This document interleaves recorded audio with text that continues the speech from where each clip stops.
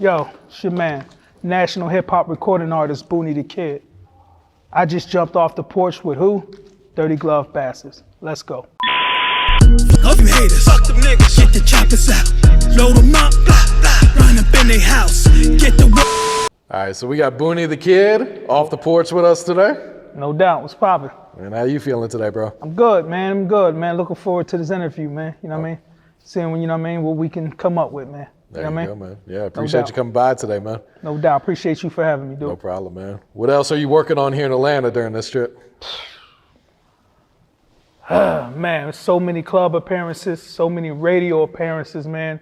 Other TV appearances, just, like performances, even as far as album release parties, multiple ones. Like, the itinerary is crazy, man. Like crazy, nonstop crazy. So, it's a blessing, man. Yeah. How do you like working here in Atlanta compared to back at home? Atlanta's land of opportunity for a lot of people. So you come down here, man, there's always something to do. There's always something to look forward to. There's a lot going on as far as the people working. You know what I mean? People, a lot of networking going on. There are a couple big name producers down here too, you know what I mean? It's pretty cool, man. You know what I mean? It's pretty cool. Yep. All right, so what's life like in Pittsburgh, man? It's a struggle.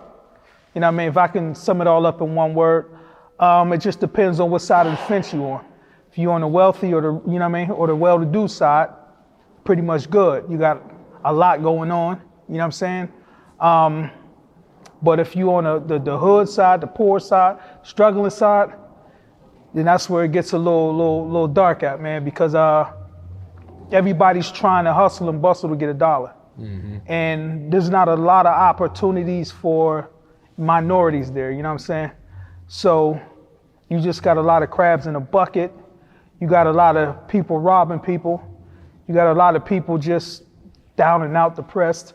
You know what I mean? Then you got, some people who are, minorities who are actually doing something well, man. So it just depends on what side of the fence you on, how you want to go about it, what's your train of thought, you know what I'm saying? Mm-hmm. If you want to get some money, you're going to get some money regardless, no matter where you at.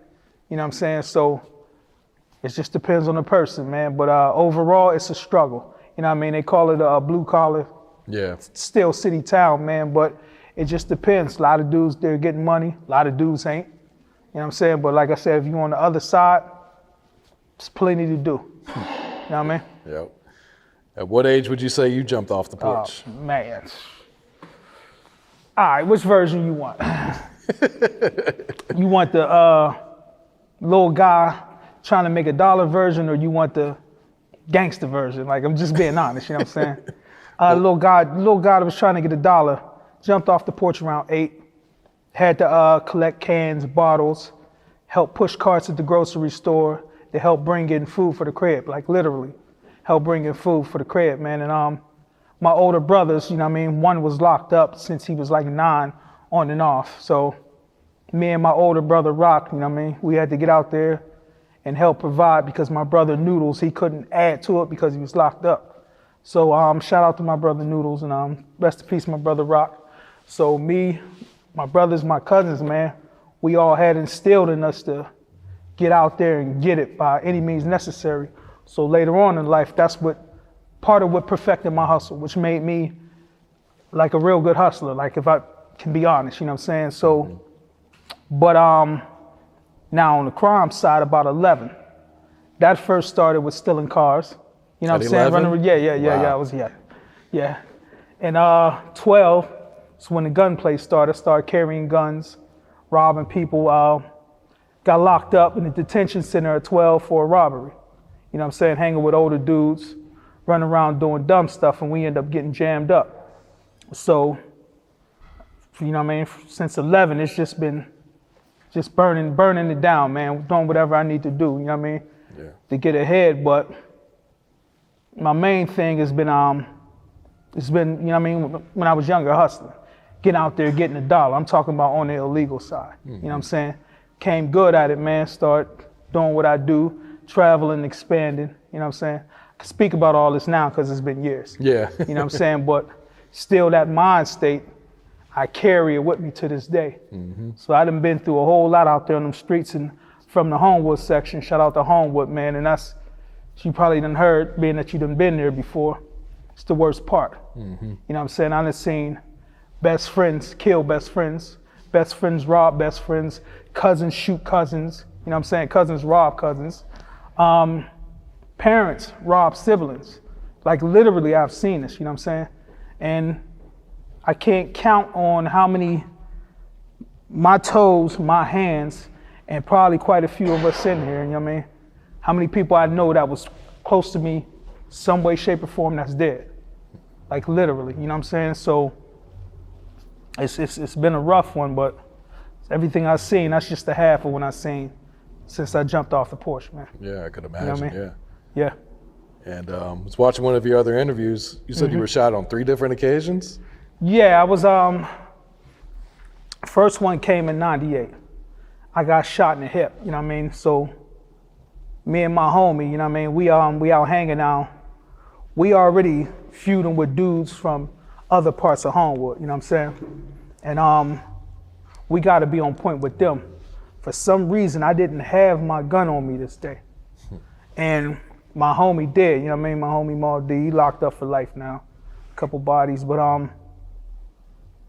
and I don't know why I didn't have my phone on me or something. I don't know, ran out of minutes or something, you know, minute phones or whatnot.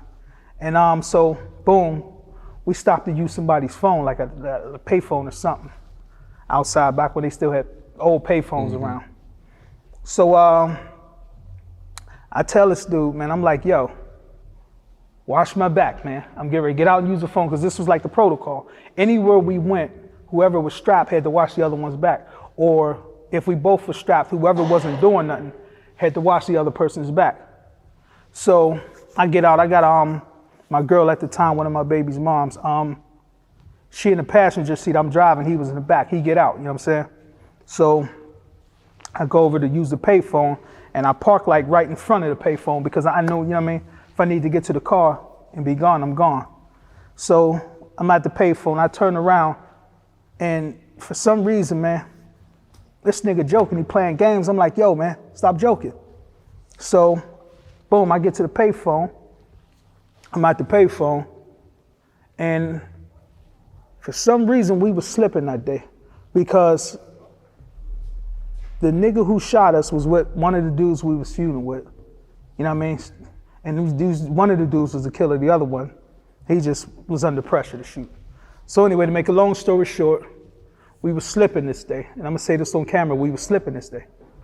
So one dude with the gun ran out, and he tried to put the gun to my homie's head, because this was a separate beef. They had jumped him a few days before the bar, and one of the niggas we was feuding with was his cousin, so they was together.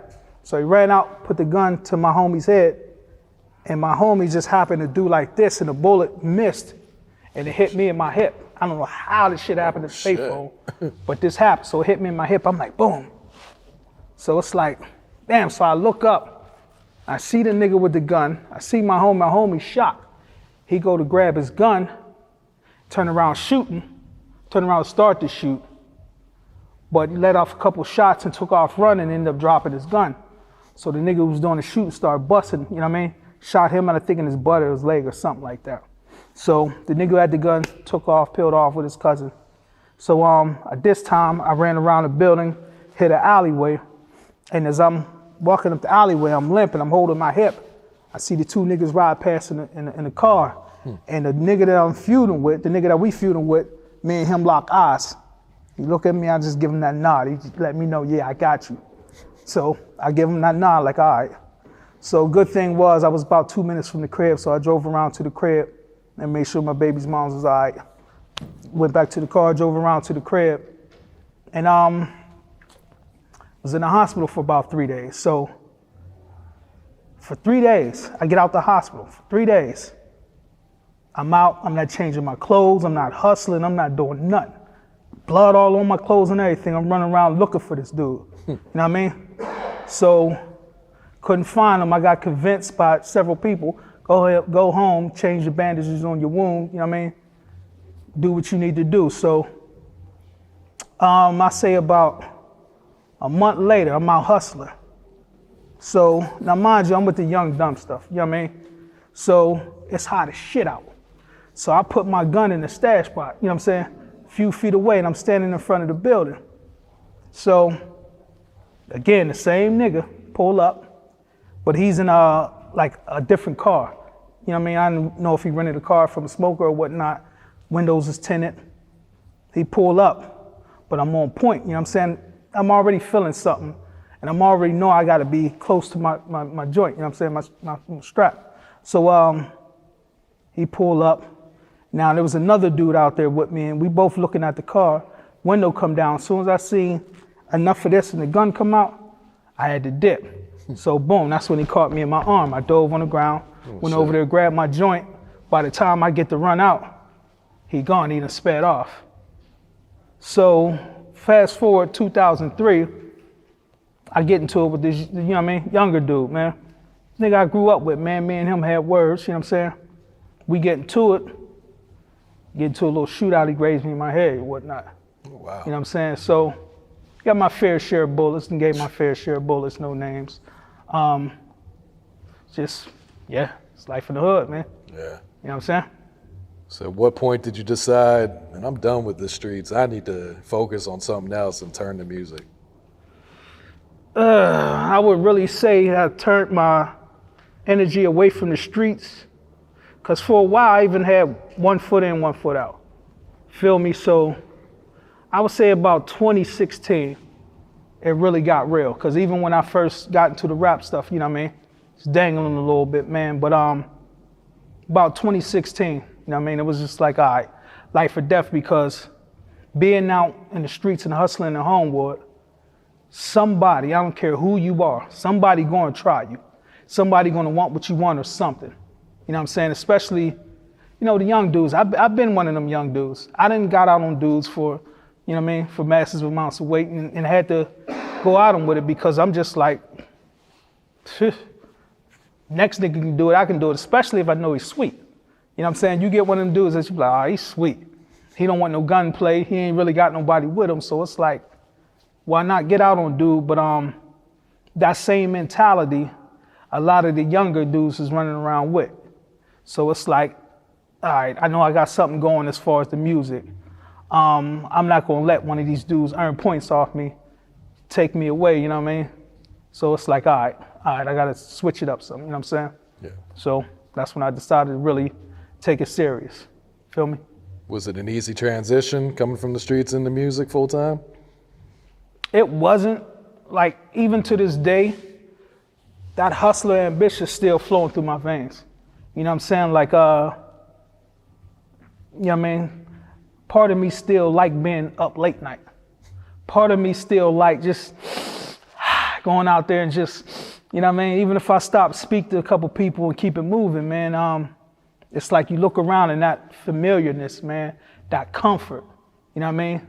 But at any given time, I also know anything will pop off in my hood. Anything will pop off in my hood. Like anybody who, you don't even got to be from there. Like right now, it's a melting pot with people from a lot of different neighborhoods that hang there, but they start taking on what's called the Homewood mentality, because they, you know what I mean, get trapped in Homewood. You feel me? There's a song was made back in like '92. It's called Trapped in Homewood. And to this day, it's still being used, but overall, nah. Like, I just, that hustling, that, you know what I mean? Like, so I figure I'm gonna take it from over on the, you know what I mean, the illegal side and put it to the legal side. But, man, it's just something about it, man. Something about it. Yeah, because a hustler's gonna make it happen Hustlers, regardless. yeah. It's just, and it's like, it's not, I'm not too, like, I can't say I love the hood life because I done been out of it. You know what I mean? I done moved out the hood years ago, so where I live, you know what I mean? If I show you what my neighbors look like, you would know how I live. You feel me? Like, seriously. You know what I mean? So, but still, I got to ride through the hood, see who's out, see who done, you know what I mean, got arrested, who done got killed. You know what I'm saying? Seeing who done robbed who. Like, there's always some form of information, and a lot of the smokers even still know me. you know what I mean, they'll, you know what I mean, speak highly of me. Because ain't too many dudes out there that, you know what I mean, I guess do what I did. You know what I'm saying? Yeah, and still be around today. Still as be well. around. And beat the feds. Oh shit, really? You know what I'm saying? Beat the feds, yeah. Sure. Yeah. All right, so what's the music scene like in Pittsburgh right now? It's growing. Every man for himself.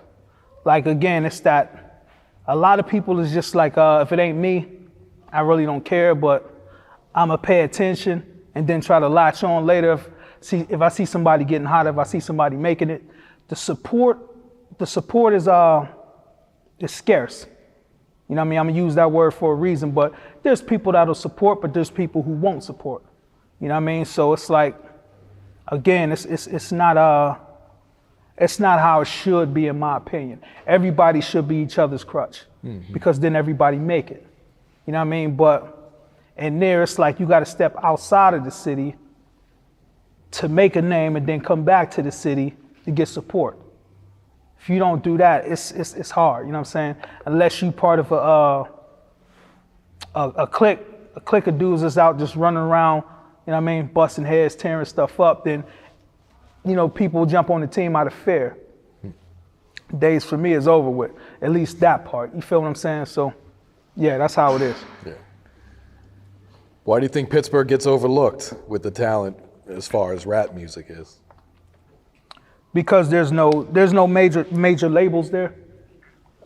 There's only a couple of hip hop artists who really did something coming out of there. Like, and I said this in other interviews, besides Wiz Khalifa and Mac Miller, nobody else has achieved what I achieved on an indie level. Like, I got indie billboard plaques, you know what I'm saying, videos that have been on different networks, you know what I'm saying, the BETs, MTVs, the Music Choice, you know what I mean, I did mad tours, you know what I'm saying? So it just depends, man. But it's overlooked because that talent ain't fully discovered yet. All it takes is one or two people to open up the doors. But again, it goes back to the mentality of people thinking, if it's not me, fuck whoever it is. You know what I mean? But it shouldn't be like that. You know what I'm saying? Like, you got niggas who know me but won't speak. You know what I'm saying? Know me. Bird watching my page, I hear from other people, yeah, you know this nigga was talking shit about you. And it's like, well, damn, man, first, I don't even know this nigga. And secondly, this nigga know me, but the criticism comes from not the fact that I can't rap, it's the fact that they ain't me. They're not in a position, I should say, as I am. So that makes a lot of people bitter, man. I mean, it's anywhere else, but just speaking on Pittsburgh, you know what I'm saying? But I'll be opening up doors soon, real soon, regardless. I'm a hustler, so, you know what I mean? It is what it is. I'm gonna make it happen, regardless. That's real. All right, what can you tell us about this new single, What You Know About? What You Know About, produced by Zaytoven, you know what I mean? Definitely official. How that started was, my manager know people who know people, and he got in contact with Zaytoven's manager, and they had their conversation, you know what I mean, they politics or whatnot. And once all that was handled, I was able to have a phone conversation with Zaytoven and his manager. So once I had that conversation with them, we end up going down, you know, I'm coming down here to Atlanta again, and got in the studio and got a chance, you know what I mean, shake hands, rub elbows, man, and get in the studio, you know, he's telling me different things that he done did, different artists he done worked with. He asked me, you know, what kind of single you want to put out, what you got a feel for, kind of rap style you got, you know what I mean? So you had to fill him in on that. So it's either he could make the beat for you on the spot, or you can go through beats, or he can pick one out for you. He could play a couple for you, see what you like, man. And being that we was pressed for time, I'm like, okay, let me see what you got. So I started going through the catalog, and came across quite a few, man. I mean, that had me like, damn, it's 5 different beats here. I don't know which one I want. So the beat that became What You Know About, heard that, And I turned around, I looked at my manager and his partner. They give me the nod, you know what I mean? I look at Zaytoven, they give me the nod. And then like everybody around in the room giving me the nod, and niggas start freestyling to it. Not even me, just other people in the room start freestyling to it. And that became what it is. Now, as far as the single is True Life. You know what I mean? Like what you know about Up and Down the Interstate. True Life, you know what I'm saying? Again, I can speak on all this because it was years ago. Yeah. So, I mean, I speak on that on the camera, but what you know about Up and Down the Interstate, get to work, bring it back, time to celebrate. What you know about a career worth $250,000, etc. You know what I'm saying? Real life. So when you hear the song, you hear what I'm saying, you feel what I'm saying. You know what I mean? A little bit of game in there, a little bit of flashiness in there, you know what I mean? You know, the hustler mentality, man, the street mentality showed through the single, man. But thing on BoonieTheKid.com, you know what I mean? Yeah. Holla at me. Campaign going strong, man. So I got the billboard in New York City. You're on yeah, Shade yeah, 45 and other stations. Man, it's continuous. Singles doing real well, man. The DJs is loving it. Like I'm constantly getting little videos of the different DJs playing it in the clubs. But even before, when I started playing it for my peoples at the crib, they loved it. DJs at the crib love it. A couple of them want to do their own little remix to it. You know what I mean? Gave them the green light. Why not? You know what I'm saying? I appreciate them doing it. Shout out to Big Phil too for his remix version. Yeah, man, it's great. Everybody's gravitating towards it. You know it's a hit when off the record a DJ come to you and do this, yo, man. You can see the sincerity in them. It's like, okay, so when you start hearing that and then you keep hearing it repetitive, and shout out to Shay Starr for her playing it on different shows, and they're playing it multiple times, man. That's you know what I'm saying? Multiple times. Like average artists don't do that. Average artists don't get that, rather. So it's a big one, man. I'm happy, you know, just to be a part of it, man. Yeah. Do you plan to follow up with a project or? Next is going to be another single. Okay. We in the talks with a couple of big name producers. You know what I mean? It may even be Zaytoven again. We spoke to him about either doing another single or project, you know what I mean? But next is going to be another single, then it's going to be an EP after that. So make sure y'all look for that in 2021. Video's going to be on BET. Song will be on the radio nationwide. You know, Spotify, the streaming and all that's going exceptionally well. So I can't complain, man. Yeah. Shout out to Grind Mode Management. Yeah, it's got to turn up, man. Yeah. We putting that work in, man. We put our brains together. We made it happen, man. You know, on the other side of the fence, he's a hustler also. You know what I'm saying? Mm-hmm. So I'm on this side, he's on that side, and we put our brains together, man. And we making it happen, man. Yeah. You know, we got this friendly, competitive relationship, you know what I'm saying? You know what I mean? Even outside of music, you know what I mean? Whatever me and him go up against, he want to let me know that, you know what I mean, he's on top of his game and vice versa. I'll let him know, yo, let's get it, you know what I'm saying? But it's great, man. You know what I'm saying? Yeah. What has being a father taught you about life? Sit my ass down. You know what I mean? Be a man. Provide for my kids the way that my parents didn't get a chance to. You know what I'm saying? Like I said, my whole life, all I knew was to get out there and hustle, man. One way or another. And if I didn't hustle, we would get in trouble. If me and my brothers didn't produce, we would get in trouble. Like my dad, and I love my dad, shout out to my dad. He put that discipline in me since I was a kid. You know what I'm saying? Say, for example, in grade school, you know what I mean? I was highly intelligent, one of them real smart, honor roll kids, you know what I'm saying? And if I didn't come home with certain grades, man, I hear it or I get my little butt whooped, you know what I'm saying? But my two older brothers wasn't real brainiac kids, so they would get their butt whooped, but they would be able to slack and slide, you know what I'm saying? Them two niggas was just, they was just bad seeds from the start, man. Like, seriously, the type where people don't even want them coming over their cribs. You know what I'm saying? You ain't allowed to stay the night. I was the one who was allowed to stay the night. They wasn't allowed to stay the night because they stealing, they breaking shit, they eating everything up, you know what I'm saying? And Me, I was more sneaky. I wasn't breaking as much shit, wasn't eating as much shit, but I was able to get away and maneuver. I always had a charisma about me that people love. You know what I'm saying? So, and then I, you know, when you smart, man, everybody likes a smart kid. So I was able to, you know, pull the wool over a lot of people's hats. You know what I'm saying? So it helped me out in life, you know what I'm saying? There's times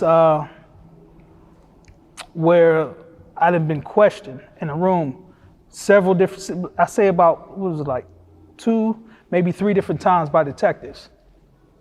And beat them. Now I might have got caught by somebody else snitching, but they couldn't get me because of this. You know what I'm saying? I knew how to work this. I knew how to charm people. I knew how to remember everything, you know what I'm saying, without telling too much. But being a father, man, it slowed me down. You know what I mean? As any father should, you love his kids. You know what I mean? That's why that 2016 thing happened where I did that turnaround, man, and decided to start living for them, man, showing them a better way, providing for them what I didn't have, you know what I mean? Mm-hmm. So it's all love, man. Yeah, salute you for that one. Huh? Appreciate it. Yeah. All right, any last words, any shout outs? Man, shout out Grind Mode Management. Shout out my man Los, man. Shout out my man Drama over there, man. No doubt. My baby Ronnie, my kids, my brothers, my sisters, man, cousins, best friend Dane, man, whole 9, man, you know what I mean? Pittsburgh, stand up, Homewood, we in the building, man. Shout out to y'all for having me, man. Appreciate everything, and anybody I forgot, please don't be mad at me. Fuck you haters, fuck them niggas, get the choppers out, load them up, blah, blah, run up in they house, get the work, got the work, time to bust it down.